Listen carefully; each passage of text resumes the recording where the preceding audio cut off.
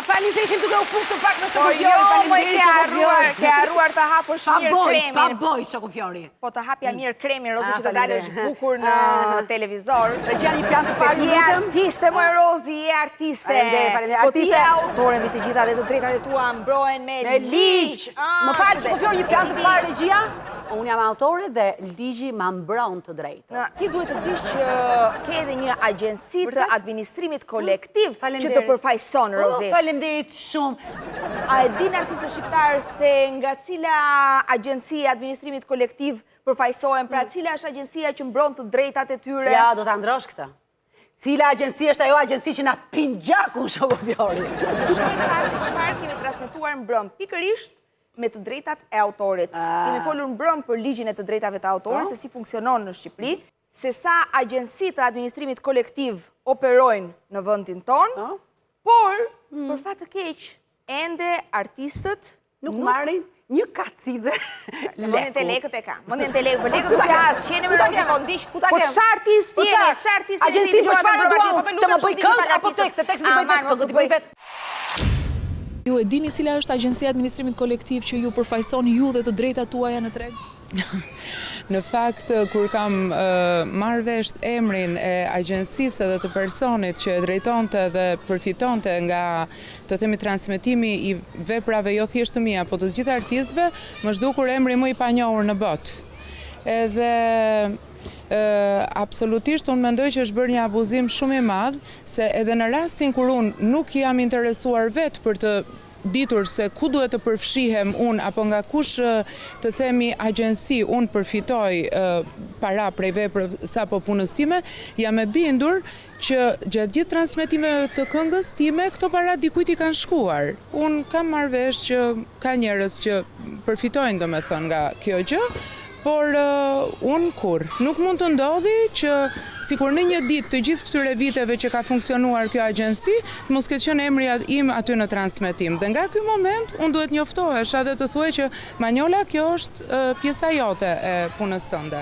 Deri tash me sapo shoh, përderisa arrita deri në këtë ditë, domethënë që unë t'i denoncoj këto gjëra, të cilat nuk po m'pëlqejnë as pak, sepse po pres dhe u bën vite që po pres, është diçka që është mersi shumë e pa imagjinueshme, domethënë që ne akoma mos paguhemi. Me sa di, Alba Autori nuk ka pajisje monitorimi për të gjitha, domethënë televizionet, radiot, ka mbi 2500 materiale muzikore në treg, ka mbi 3500 tekste, është absurde që një nga këto mos transmetohet, janë mbi 500.000 euro të vjelura. Ku kanë shkuar këto lekë, domethënë që të shpërndahen artistëve? Kaq duhet di. Unë përfaqësohem si producent edhe si interpret në krijimtarinë time. Veprat e mia për sa i përket interpretëve i përfaqëson Agdia. Ka marrë diçka shumë minimale para 4-5 vjetëve nga Agdia dhe që atëherë nuk ka marrë më. Cila agjensi ju përfaqësonte si producent? Unë kam qenë një atashuar tek AMP-ja edhe çuditërisht një ditë e bukur mora vesh që AMP-ja nuk ekziston më. Aktualisht është licencuar një agjensi tjetër. Sa të përfaqësuar ndjeni ju nga ajo? Unë nuk e di fare se kush agjensia tjetër. Gjërat këtu krijohen në formë fantazmash, zhduken në formë fantazmash. Unë flas për interpretuesit. Unë deri tani me thënë të drejtën edhe duke pas dhe nga kolegët që kemi këtu, di që nuk kemi marrë domethënë ndonjë shpërblim nga interpretimet tona. Deri tani nuk di që të kem arkëtuar, domethënë ndonjë të ardhur nga përdorimi i zërit apo i qoftë edhe këngëve që kam krijuar apo në teksti që kam bërë. Absolutisht. Në qoftë se unë kam qenë e paditur për sa më takon mua, janë ata që janë të ditur, të cilët drejtojnë, të më kishin thirrur mua ose të gjithë artistët e tjerë për të na orientuar, domethënë për të marrë atë çka na takon. Nuk kam, për çfarë duar trokisim? Megjithëse, duar trokasim pak shumë mirë. Unë duar trokita sepse kam respekt për artistët, Rozi. Për ty kam shumë respekt, e kupton me që je autore. Por nuk e kuptoj që janë këto lekë, duam të marrim atë që na takon. Çfarë ju takon, moj? Thash, arti bëhet me shpirt, mjafton shpirti, mjafton pasioni, mjafton dëshira për të bërë art, për të sjellë publikut gjëra të bukura. Pa lekë, Po që janë këto lekët, mos u bëni materialist, mos u bëni të vegjël, sepse shoku Fjori. nesër pas nesër nuk do mbajt mend shuma që keni marrë. Po më lër me të flasme, më lër. Rozi. Prandaj nuk e kuptoj si pretendon ti dhe shumë artistë të tjerë. Se pa ju ne jemi kot. Kot më kot. Rama, atje të vim pak Rozi çfarë transmetuar mbrëm se jam e bindur që kërkon ti mbrojë të drejtat e saj, por nuk i njeh ende mirë, nuk njeh as agjensitë që e përfaqësojnë, nuk e di as se si funksionojnë këto agjenci, se u pezullohet aktiviteti, pastaj rilicensohen, pastaj ka nga ata që i kanë çuar deri në prokurori sepse pretendojnë që nuk kanë marrë as fikacide nga agjencitë. Ndiqe pak se çfarë kemi transmetuar mbrëm se jam e bindur që nga mbrëm deri sot i ke harruar. Se sap një agjenci shoku Fjori të rrim shtrëmbët dhe të ham drejt.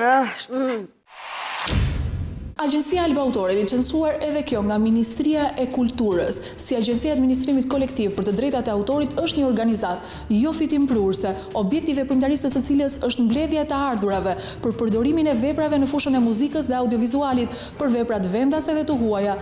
Kjo agjenci u licencua së fundmi nga Ministria e Kulturës më 6 korrik të vitit 2018. Gjykata e Apelit Tiranë me vendimin 836 të datës 28/5/2018 ka vendosur deklarimin e pavlefshëm të akteve dhe konkretisht vendimin të Asamblesë së Përgjithshme të Alba Autor të datës 7/2/2015 për zgjedhjen e Këshillit të Administrimit të Shoqatës Alba Autor dhe vendimit datë 17/3/2015 të Këshillit të Administrimit të Alba Autor për zgjedhjen e presidentit dhe drejtorit të saj ekskluziv, zotit Erlir Puto. Gjithashtu ka vendosur dhe prishjen me nënvizim të këtyre vendimeve nga regjistri OJF-ve në gjykatën e rrethit gjyqësor Tiranë. Më datë 29 maj 2018, në anashkalim të këtij vendimi të formës së prerë të gjykatës së Apelit, Alba Autor i drejton kërkesë gjykatës së shkallës së parë Tiranë, të cilës i kërkon konfirmimin si drejtor të Alba Autor të zotit Erlir Puto, i zgjedhur nga Asambleja dhe Këshilli i Administrimit i shfuqizuar. Gjykata e Tiranës pasi ka shqyrtuar kërkesën e zotit Puto, e ka rrëzuar atë, duke theksuar se Asambleja dhe Këshilli i Alba Autor këtë vendim nuk e kanë marrë në përputhje me vendimin e formës së prerë të apelit, pasi ata nuk gëzojnë më cilësitë e anëtarëve të kësaj shoqate. Vendimi me numër 587 fraksion 9 i datës 4/6/2018 saktëson se në këto kushte Alba Autor duhet të çregjistrohet nga regjistri i organizatave jo fitimprurse. Por gjykata e shkallës së parë, më konkretisht, sektori i regjistrimit të OJF-ve nuk ka përmbushur detyrimin e përcaktuar në vendimin e gjykatës së apelit për ta çregjistruar me nënvizim agjencinë Alba Autor. Sipas ekspertit të caktuar nga prokuroria, në vitin 2015 janë destinuar për shpërndarje nga ana e kësaj agjencie 4.454.574 lek, kur janë shpërndar realisht 3.454.996 lek dhe janë shpenzuar 4.187.011 lek në një raport prej 121.19% nga 30% që duhet të ishte për kostot e administrimit. Për vitin 2016 janë destinuar për shpërndarje 28.020.424 lek, kur janë shpërndar realisht 15.621.835 lek dhe janë shpenzuar 10.128.381 lek në një raport prej 64.96%. Për vitin 2017 janë destinuar për shpërndarje 11.174.701 lek, kur janë shpërndar realisht 11.174.701 lek dhe janë shpenzuar 12.100.701 lek në një raport prej 162.53%. Me gjithë të abuzimet dhe shkeljet e rënda, Ministria e Kulturës ka vendosur të rilicencojë sërish në korrik për periudhën 2018-2021 agjencinë Alba Autor dhe i ka dhënë asaj drejtimin e sportelit unik Suada, i cili funksionon si sporteli vetëm unik në fushën e të drejtave të autorit dhe të drejtave të tjera të lidhura me të në Republikën e Shqipërisë. Ka licencuar prap. Faleminderit shumë ministri që më mbroni të drejtën. Po pritme se ka folur edhe drejtori i drejtorisë së drejtës autorit, Rozi. Po, tani, ju lutem shumë, ka folur gjithë pikërisht për këtë vendimin e gjykatës që nuk u mor parasysh për rilicencimin e Alba Autorit. Po se s'merret parasysh? Po jam se ta shpjegon drejtori dhe ti tani mos u. Urdhroni zoti drejtor.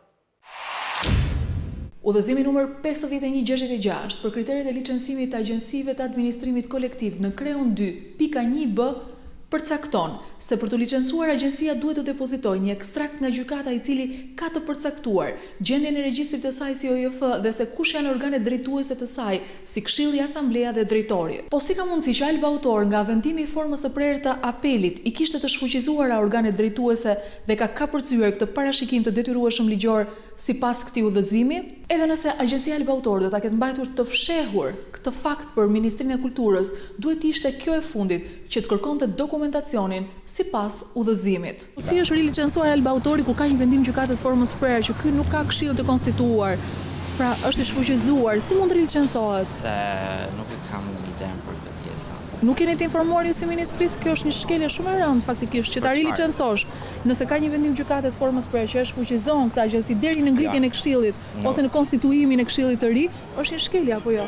Jo, nuk e ka thënë kështu gjykata. Gjykata ka thënë që agjencia duhet të riformatohet brenda. Po nuk është riformatuar, dhe deri në momentin që nuk është riformatuar, si u licencuar është riformatuar. Agjencia Alba Autor ka qenë e shfuqizuar pasi këshilli i tyre nuk ka qenë i konstituar, gjë që është lënë detyrë edhe nga gjykata e apelit, por edhe pse ky vendim është dhënë disa muaj përpara se të rilicencohet, sërish Ministria e Kulturës e ka rilicencuar këtë agjenci. Madje i ka besuar asaj edhe drejtimin e sportelit unik Suada. Vendimi i gjykatës ka të bëjë me një vetrregullim të brendshëm të shoqatës Alba Autor. Nuk cënon legitimitetin si entitet Alba Autori që është agjencia e administrimit kolektiv. Nëse këshilli nuk është i konstituar, kjo agjenci mund të funksionojë normalisht? Pra shoqata dhe agjencitë nuk funksionojnë në momentin që përgjegjësia e tyre juridike hiqet. Përgjegjësia juridike me vendimin e gjykatës nuk është hequr. Duhet të konsiderojmë dhe faktin që procesi gjyqësor në Shqipëri ka disa shkallë dhe ky është vendimi i formës së prerë, por gjithashtu ky vendim është me sa di unë është ankimuar edhe në gjykatën e lartë. More vesh gjithë? Jo, asgjë. Pikërisht se nuk merr vesh asgjë, ndaj nuk përfiton as i kacide. Pse është kufjori? Se po të merrje vesh, do dije ku të shkoje, ku ti kërkoje, ku ti të riqe vëmendjen. Po pra po nuk di gjë ti. Seriozisht, duhet vënë një pikë. Duhet artistët të marrin atë që meritojnë. Ata që janë në jetë dhe ata që i kanë dhënë shumë këtij vendi. Duhet të zbatohet ligji dhe të vijen pikat mbi. Realisht, për të shakave. Do të flasim pak për Gramën. Ke dëgjuar ndonjëherë për agjencinë Grama? Po, kam dëgjuar.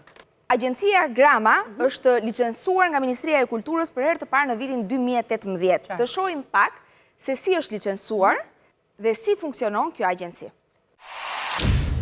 Më 6/7/2018, Ministria e Kulturës ka licencuar për herë të parë agjencinë Grama, agjencia e administrimit kolektiv, që mbron të drejtat e prodhuesve të videogrameve dhe fonogrameve. BUM disponon dokumentat që tregojnë se agjencia Grama ka depozituar dokumentacion për licencim në datë 29/2018 në kundërshtim me përcaktimin dhe publikimin e Ministrit të Kulturës thirrje për aplikim në fushën e administrimit kolektiv, i cili përcaktonte si afat të fundit për dorëzimin e aplikimit datën 28 maj 2018. Por a do të shpërndaj lek Grama për producentët duke përmbushur kështu detyrimin dhe qëllimin për cilin u licencua? Grama është një agjenci e sapo licencuar nga Ministria. Dy gjëra kryesore janë që Grama do përpiqet të mbyll shumë shpejt, që është standardizimi i muzikës në Shqipëri, si dhe monitorimi i veprave muzikore në të gjithë territorin shqiptar. Sot tregu shqiptar është i pastandardizuar dhe me këtë është abuzuar, ku shumë të ashtu quajtur prodhues nuk janë prodhues, por janë të profesionin nga më të ndryshme. Momentalisht, si mblidhen të ardhurat? Pra si identifikohet vepra që është përdorur që të themi që i takojnë kaq lek? Kjo është detyrë e agjencive. Në qoftë se agjencitë nuk identifikojnë dot një fonogram, ligji përcakton qartë që këto parat e mbledhura duhet të shkojnë në një numër llogarie në ministri. Pra i bie që thjesht të mblidhni dhe të mos shpërndani? Jo, nuk i bie kështu. I bie që ne kemi 3 vjet kohë, se kështu përcakton ligji, për të identifikuar një fonogram të caktuar dhe pastaj t'ia kalojmë të zotit. Pas kalim të ardhurash nga moment që jeni licencuar deri tani nga Suada tek Grama? Ka pasur një kalim që është një shifër 4 milion lek të vjetra, të cilat ne i kemi thënë Suadës që t'ja kalojmë përsëri atyre, pasi akoma ne jemi në fazën që nuk kemi bërë detyrat, ne nuk kemi mundësi të shpërndajmë. Për sa kohë ju thoni që këto lek ne mund t'ja kthejmë atyre sepse nuk kemi si t'i shpërndajmë. Vetë shoqata juaj si funksionon? Të gjitha mbulohen nga vetë grupi interesit, pra nga prodhuesit. Drejtori i agjencisë Grama deklaron se nuk mund të shpërndaj asnjë nga të ardhurat për producentët. Edhe pse udhëzimi numër 5166 e ka një nga kriteret e licencimit, pajisjen me infrastrukturë për këtë qëllim. Kjo deklaratë e zotit Koçi bie ndesh dhe me memon e grupit të punës së Ministrisë së Kulturës, i cili deklaron se Grama i ka burimet dhe mjetet për realizimin e mbledhjes dhe shpërndarjes së të ardhurave tek producentët. Gjithashtu në intervistën e tij, drejtori deklaroi se 4 milion lek, të cilat kanë kaluar nga sporteli unik Suada në drejtim të agjencisë Grama, do të kthehen sërish tek Suada, pasi nuk ka mundësi të i shpërndajë. Sipas dokumenteve që disponon agjencia Grama, jo vetëm që nuk ja ka kthyer këto 4 milion lek sportelit Suada, por kjo e fundit i ka kaluar Gramës edhe disa pagesa të tjera në datat dhe shumat e mëposhtme. Siç e dëgjove, nuk ka mundësi t'i shpërndaj të ardhurat parat, sepse është një agjenci e re. Tani legët pse i merr shoku Fiori kur nuk ka mundësi t'i shpërndaj? Po i kanë thënë pra Suadës që do ja kthejnë mbrapsht ato lek. Por edhe nëse nuk i kthejnë, aman në Rozi tani se na çudite, ha, si do veproje ti? Aman, çfarë do bëje ti po ti merri ato para, se na çudite, ha? Do t'i ktheja ose do t'i shpërndaja të gjithë atyre që u takojnë shoku Fiori. Po nuk e din ende se kujt i takon, more, kupto, tani është eresi agjenci. Shoku Fiori mos ta hapi para ta mbyllni. Vërini Chelsea më mbylleni mos e na morë Terzin, mbylleni. Ç'ke? Si ç'ka? Ç'ke gjithë këtë inatme? Po ç'ke më gjithë këtë mllef? Kam 2 dekada shoku Fiori, 2 dekada që krijoj. Po pse më Grama ta ka fajin për prindrit, për familjen. Grama ta ka fajin ty? Jo, s'ma ka fajin Grama, kam fajin të gjithë agjensit. Tani do të shkojmë tek një tjetër agjenci. Prap. Po sigurisht. Sipas prononcimit të drejtorit për të drejtat e autorit në Ministrinë e Kulturës, Sofian Jaupaj. Me ligjin e ri nuk kemi një administrim kolektiv të detyrueshëm, është individual.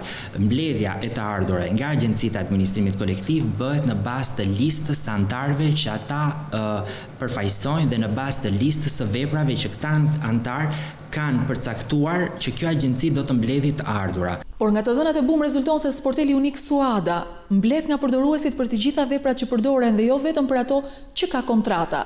Gjithashtu nga verifikimi në faqen zyrtare mbi aktivitetin e shoqatës Grama, rezulton se dhe ajo mbledh për të gjithë repertorin botëror dhe shqiptar, përjashtuar vetëm ata që refuzojnë me shkrim përfaqësimin nga ana e saj. Sporteli unik Suada mbledh për të gjithë, po kur vjen puna tek shpërndarja, Gramës pam që i kishte dhënë, por ka një agjenci tjetër e cila thotë se nga ky sportel nuk ka marrë asnjë qindark. Kjo është agjencia FMAA, një nga 4 agjencitë e licencuara nga Ministria e Kulturës, e cila ka për qëllim mbrojtjen e të drejtave të autorëve, krijues dhe bashkëkrijues të veprave audiovizuale në regji dhe skenar. Neve momentalisht arrim të mbulojmë kryesisht filmin shqiptar, prodhimin shqiptar.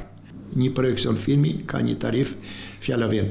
Në qoftë se shfaqet një film artistik shqiptar i luajtur, pra fiction, në një projekcion paguhet me maset 6.000 lek të reja, sigurisht. Këto 6.000 lek ndahen midis regjisorit, skenaristit dhe drejtorit të fotografisë. Çfarë risi e ka sjellë dhe si po funksionon ky sportel unik? Tani po bëjmë eksperimentin e 4, eksperimenti i cili është vënë në ligj, që për mua është i papranueshëm, sepse nuk mund gjendet kur një gjuhë e përbashkët midis 4 agjencive, aq më keq kur njëra agjenci duhet ta drejtoj gjithë. Këtu ka konflikt interesi, sigurisht. Neve paralizoheshim nga e drejtë e komunikimit direkt me përdoruesit dhe rinim prisnim se çdo të na sjell sporteli unik. Unë për shembull për këtë vit nuk kam sporteli unik nuk ka dhënë asnjë darkë. Unë jam 0. Si ka mundësi? Ndërkohë nuk janë përdorur këto vepra? Po, janë përdorur dhe ka rifilluar pirateria edhe një herë nga e para. Kush ka përfituar dhe ku ndodhen këto të ardhura ose këto shpërblime që nuk i kanë shkuar atyre që duhet i marrin? Për këto pyesni institucionet që janë më lartë se neve, Ministrinë e Kulturës. Ne dëgjuam pak më parë zotin Esat Mysliu, ish drejtorin e FMAA. Sot është regjizori i njohur Zoti Sajmir Kumbaro, drejtor. Jam e bindur që edhe zoti Kumbaro ndan të njëjtin mendim me zotin Mysliu. Kështu funksionon në këtë vend, ende në përkëmbën të drejtat e autorit e ta mendosh që ky ligj është një nga kushtet për anëtarësimin e Shqipërisë në Bashkimin Europian. Por, në vitin 2018, kër u bë licencimi i disa agjensive ose rilicencimi i disa të tjerave, nuk u licensua AMP-ja, por në vend të saj u licensua një tjetër agjensi. Të shohim pak se çfarë ka ndodhur me AMP-n. Ariana Loçe. Duke qenë se ne kemi pasur vetëm një ndryshim në lidhje me licencat për producentët, pra deri në korrik të 2018-ës ka ekzistuar një agjenci e cila nuk u rilicencua dhe më pas kemi një licencim të agjencisë së re, është marrë një vendim që ish agjencisë AMP t'i kalohet shuma për të cilën ajo ka performuar gjatë 7 muajve të parë të vitit 2018. Pra, të gjithë producentët të cilët përfaqësoheshin nga agjencia AMP do të marrin vlerat e tyre monetare për përdorimin e veprave të tyre, pavarësisht se kjo agjenci nuk u licencua në korrik të 2018-ës. Ky fond është përndar tek producentët apo jo? Sa i përket fondit që sapo përmendet, ai fond nuk është transferuar akoma në agjencinë AMP.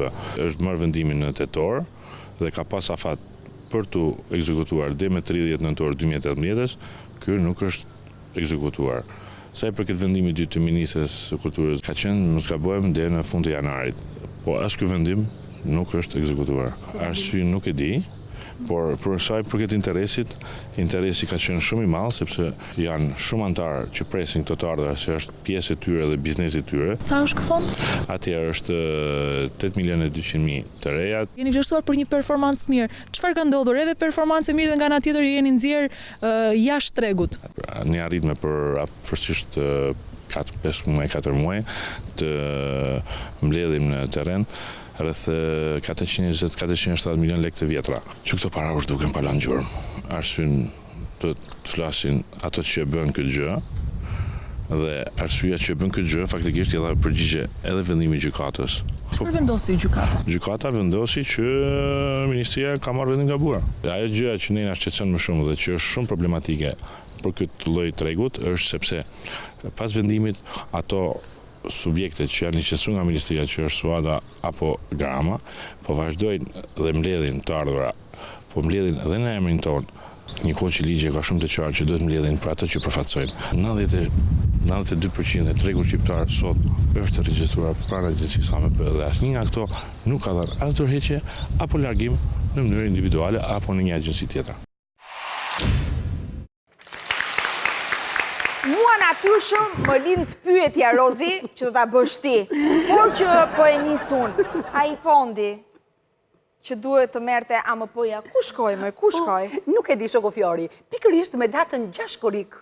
Kur Rozana Radhi ka datë lindjen e saj, e çon gjithmonë nga vetja, e tmerrshme. Mirë që nuk mori asnjë lek shoku Fiori nga agjencitë e licencuara, po një dhuratë për ditëlindjet ma kishin sjellë të paktën për kontributin që kanë dhënë. Fondi që duhet të merrte AMP-ja, ku përfundoi? Ku shkoi? Ja hëngrën fondit Xhanit. I ku dielli doli hëna fondit. Ju përshëndet nëna. Zoti Sukniqi, mos ka kaluar i fondit dhe nuk e mbani mend. Se ndonjëherë i prishim lekët, ne dhe nuk dim ku i çojmë. Po pasi ngelem që pa lek. Edhe harrojmë që i kemi marrë. Jeni i bindur zoti Sukniqi që nuk i keni marrë, se ishte edhe shumë lek. Ishin gjithë ato lek. Po si ka nuk ka kaluar fondi, ëh? Po.